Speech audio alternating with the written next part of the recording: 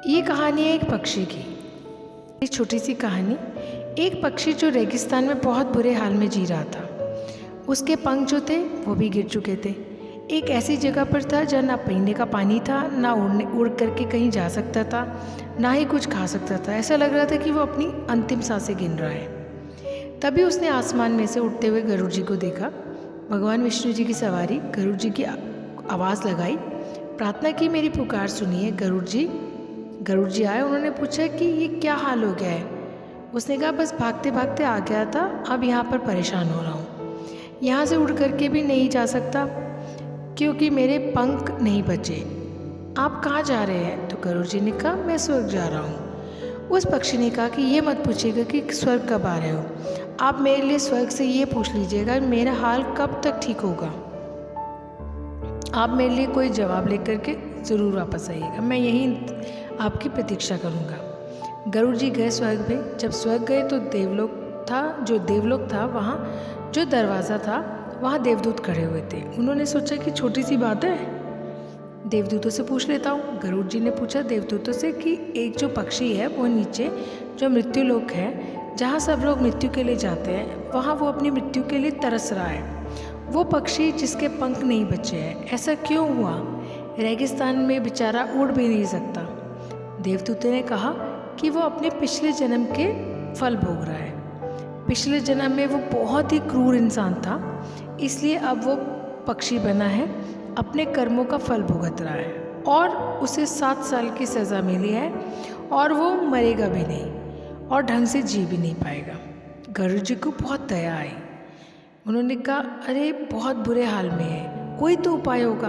तब देवदूतों ने कहा कि एक ही उपाय है, उसे कहिए कि बस हर हाल में वो बोले, यही सेंटेंस बोले कि भगवान तेरा शुक्र है। गरुड़ जी ने कहा ठीक है।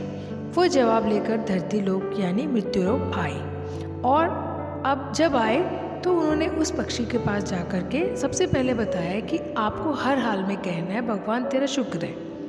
पक्षी के पास में वैसे भी कोई ऑप्शन तो था नहीं, कोई चारा नहीं। उसने कहा जरूर। गरुड़ जी अपने काम पर निकल गए। 7-8 दिन के बाद जब वो वापस वहाँ से निकल रहे थे तो उनकी नज़र पड़ी कि उस रेगिस्तान पर वहाँ छोटे छोटे पौधे उगाए थे और एक छोटा सा तालाब पानी में भरा हुआ था और वो जो पक्षी था उसके भी छोटे छोटे पंख निकल आए थे।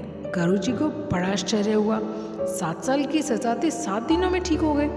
तभी वो फटाफट स्वर्ग पहुँचे और वही देवदूतों से दरवाजे पर मिले। उनसे कहा कि एक बात बताओ, 7 साल की सज़ा, ये 7 दिन भी नहीं हुए और नीचे हाल सुधरने लग गए। देवदूतों ने कहा क्योंकि हमने एक मंत्र जो आपको दिया था, आपने उनको बता दिया होगा, उनको दे दिया था, आपने मंत्र उसे बता दिया होगा, भगवान तेरा शुक्र है। जब वो पक्षी उड़ने के प्रयास में गरम रेत पर गिरता तब भी वो कहता भगवान तेरा शुक्र है। जब उसे पानी नहीं मिलता तब भी वो कहता भगवान तेरा शुक्र है। जब वो हर बात पे भगवान को धन्यवाद देने लगा तो भगवान बड़े दयालु हैं, अपने भक्तों को ऐसे मरते भी नहीं छोड़ सकते। उन्हें मालूम था कि सज़ा बहुत बड़ी है, उन्होंने छोटी कर दी। 7 साल की सज़ा 7 दिन की हो गई। ये कहानी उस पक्षी की, गरुड़ जी की नहीं है, ये आपकी हमारी है। बहुत सारे लोग हमेशा ऊपर वाले को कोसते रहते हैं बजाय कि थैंक यू करने के। अगर आप अपनी लाइफ का पॉजिटिव एस्पेक्ट देखना शुरू करेंगे, आप समझना शुरू करेंगे, मेरे जीवन में बहुत कुछ है जो बहुतों के जीवन में नहीं है, तो आप अपनी लाइफ के में खुशियाँ ऐड करते जाएंगे। और मान लीजिए अगर सर दर्द हो रहा है तो कहिए भगवान तेरा शुक्र है, सर दर्द ही हो रहा है, शुक्र है बुखार नहीं हुआ, तो भी आप पॉजिटिव एस्पेक्ट देख रहे होते हैं। जीवन में सकारात्मक के साथ कभी नहीं छोड़िए, क्योंकि जो उम्मीद का साथ छोड़ देता है ज़िंदगी उसका साथ छोड़ देती है। वो कहते हैं ना, ठोकर खाकर भी इंसान ना सुधरे तो उसकी मर्जी, वरना पत्थर ने तो अपना फ़र्ज़ निभा ही दिया था। उम्मीद है ये कहानी आपको अच्छी लगी होगी।